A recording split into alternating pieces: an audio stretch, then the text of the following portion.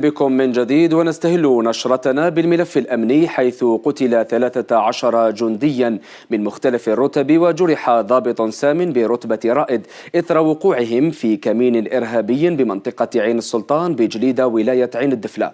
العملية التي لم تؤكد الجهات الرسمية حصيلتها أفسدت فرحة عيد الجزائريين. تفاصيل الحادث في هذا التقرير.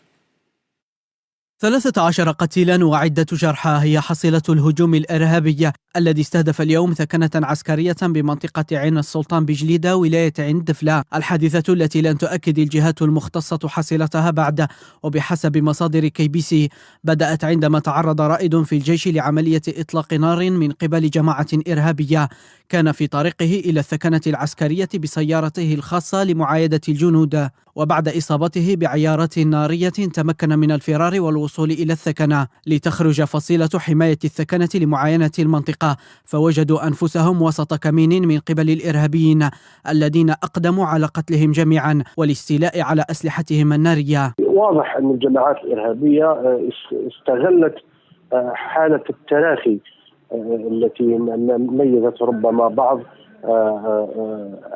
مصالح الأمن سواء في الجيش أو في الشرطة أو حتى في الدرك، وهذه عادتها. يعني بعد فترة من الهدوء تحاول الجماعات أن تبحث عن الصدى الإعلامي. هي رسالة أيضا إلى بعض التنظيمات الإرهابية الأخرى مثل داعش أخرى، يعني نلاحظ أنه فيه نوع من التواصل يعني بين ما يجري بين الجماعات الإرهابية في الجزائر وفي ليبيا وفي غيرها. وتأتي هذه العملية في ثاني أيام العيد لتقطع فترة الهدوء التي شهدها شهر رمضان بشكل غير مسبوق، حيث لم تسجل أي عملية إرهابية ضد الجيش عدا العملية الاستعراضية التي استهدفت عناصر من الشرطة بالبويرة ولم تخلف ضحايا.